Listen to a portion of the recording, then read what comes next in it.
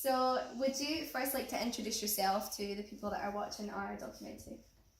Well, my name is Linda Macmillan and I am the chair of Elderslie Community Council. I've lived in Elderslie for 7 years now, and I've been part of the Community Council for about 18 months now.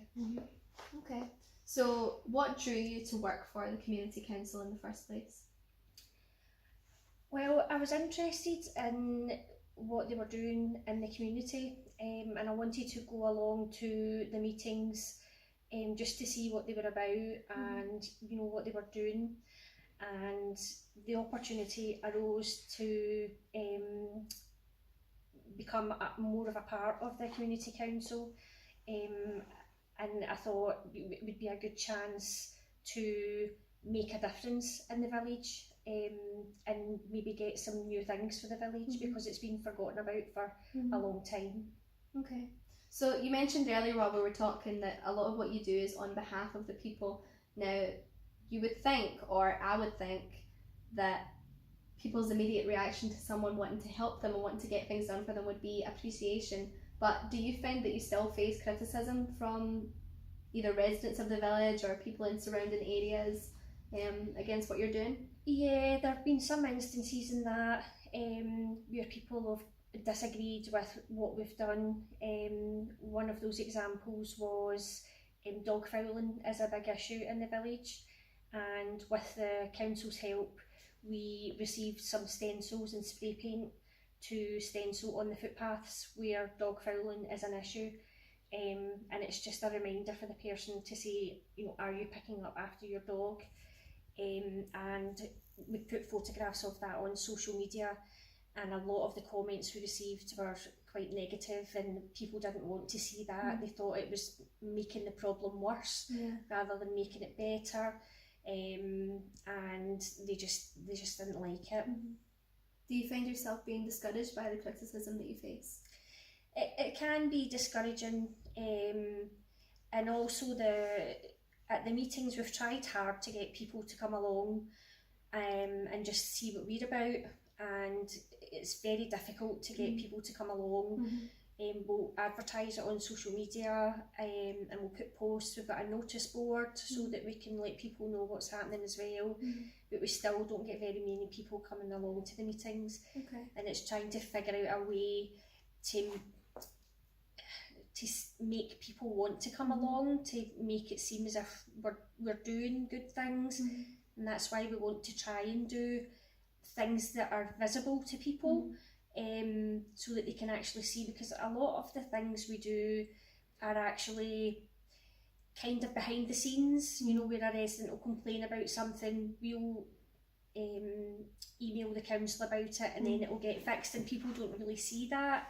So there's a lot of things going on in the background that we do that aren't really visible, but then there's other things that we've done, like the planters in the village or the Christmas lights, that are really visible, that people can see, and it's tangible, and then that's the kind of thing that we're looking for, to try and encourage more people to come along. Okay, so how do you go about things like the planters and things like the Christmas lights? These needs that you see, are these things that as a community council you identify yourself, or do you have residents that come to you and will say, I feel like this needs to be done, or this needs to be attended to? Are these things, or is it a mixture of both? It is a mixture of both, yeah. The planters, I was very keen to get the planters done. I'd seen the planters being put in Linwood, and also in Houston.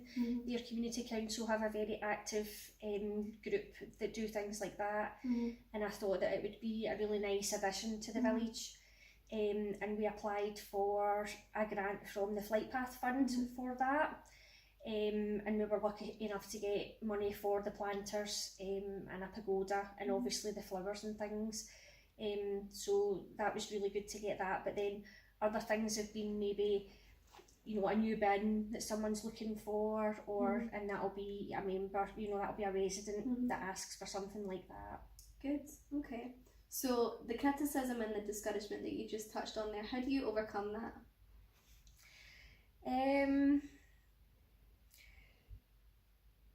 you just remember the positive things that have happened. You know, the first year we had a Christmas fair and we didn't have any Christmas lights, so then the next year when we had the Christmas lights, it was just really, really amazing. We got such great feedback from that.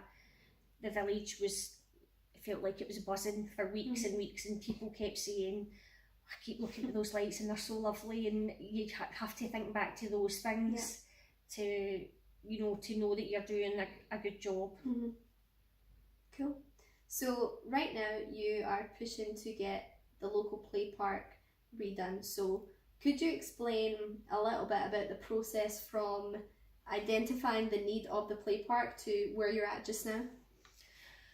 Well, we knew that Elderslie didn't have it. It does have 3 parks in the village, and I use the term loosely. There's a piece of land with a swing on it or 2 swings on it. That's the parks that we have. So we knew that it was something that was needed in the village, and there's a primary school here, and there's a lot of children resident in the village. So we knew that was something that Elderslie we thought Elderslie really needed. And we asked about, and we asked on social media for people's opinions, and a lot of the residents think that it's really needed in the village as well. So we started looking we actually met with the council to speak to them about the land, and they were very happy for us to go ahead with fundraising to see if we could raise enough money to buy things for the park. And then we started making applications. We met with the lottery, because initially we thought we would go to the lottery for a grant, but because the council own the land and they would look after the park once it's installed, the lottery were a bit hesitant about giving us any money. So that was quite a big disappointment for us, because we thought that the lottery would be our best bet, really. But then luckily enough, just recently the council had decided to make a parks fund, and we've applied for a grant from that to see if we could get some money to put some things into the park. Fantastic. So when are you likely to find out whether you'll get that grant or not? I'm not sure, it'll be a few months yet. We're still kind of in the process of doing the grant. We had to do some questionnaires and things, and a couple of us went into the school and asked the children what different pieces of equipment they wanted, because we wanted the park to be made up of things that the children in the village wanted, rather than us saying as an adult saying, oh, we think this would be a good thing. We wanted to ask the children what they wanted. So we've got that from the school, so it's to collate all that information and put it in with the application for the grant.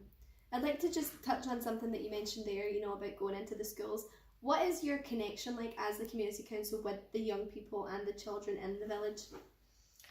Well, we've done a couple of things with the school. We do a Team Up to Clean Up every month, which is a council initiative about litter picking. And we done one in the school last month. It was picking up all the litter in the school, so we got a few children to come and help with that. And we have, for the Christmas fair, we had the children from the choir coming along and singing some Christmas carols for us. So that's really what we've been involved with the school. Brilliant. Do you partner with any other groups or organisations in the village or in the area? The Scouts have helped us as well, one time with one of the cleanups, and I think that's the only ones actually. I think that's the only ones. Okay. So what kind of time frame do you see this park coming to fruition within? Like, when do you see the park being built and being ready for use? I think probably next summer. I think this summer will be maybe doing things with the foundations and making the land ready. They'll maybe be able to get a couple of the pieces of equipment in, but I think probably being realistic, it would be next summer before everything's in the park's all up and running. Okay. So just a final question about your role in the Community Council. What would you say is the most rewarding part of the work that you do? I think just seeing the kids like at Christmas is really, really good. The kids from the primary school get really excited about, the kids in the choir get really excited about singing, and everybody was really excited about the lights. And then also we had a summer fair as well, which had been the first one in over 30 years in the village.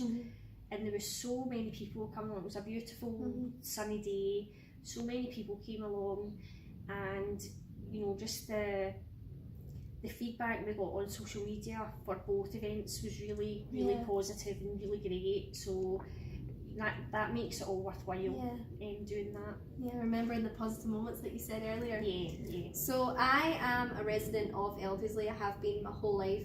What is something that I could do along with other residents to help support what you're doing when it comes to the play park and kind of seeing that being built, or anything else just to support the Community Council?